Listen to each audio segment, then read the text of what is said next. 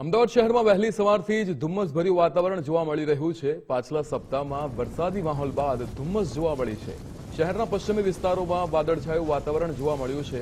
SG highway પર ધુમ્મસના કારણે visibility પર અહીંયા ઓછી થઈ છે, તેના પર અસર પહોંચી છે। ધુમ્મસને કારણે વાહન ચાલકો માટે વાહન હંકારવું પડકારજનક સાબિત થઈ રહ્યું છે।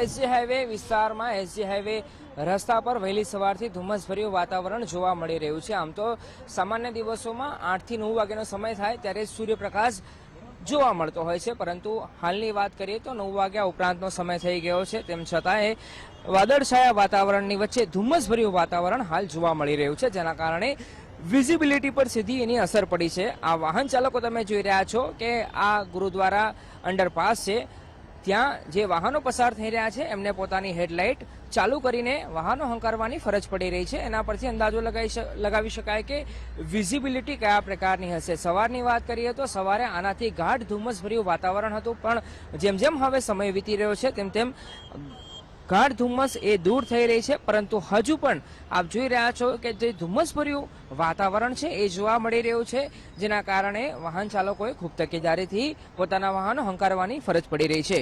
પાછલા એક અઠવાડિયાની વાત કરું તો વાદળછાયા વાતાવરણની વચ્ચે વરસાદી માહોલ હતો, અને આજના દિવસની વાત કરીએ તો આજે વરસાદી માહોલ એટલે ગઈકાલથી સાંજથી વરસાદી માહોલ બંધ થયો છે, પણ જે વાતાવરણમાં વાદળછાયું વાતાવરણ છે, સાથે સાથે આજે સવારની વાત કરીએ તો આજે સવારે અમદાવાદ શહેરના વેજલપુર વિસ્તાર હોય, પ્રહલાદનગર, વસ્ત્રાપુર અને ખાસ એસજી હાઈવે વિસ્તારની વાત કરું તો સવારથી ધુમ્મસભર્યું વાતાવરણ હાલ જોવા મળી રહ્યું છે। કેમેરા પર્સન નરેશ રજોરાની સાથે અર્પિત દરજી, ગુજરાત ફર્સ્ટ, અમદાવાદ।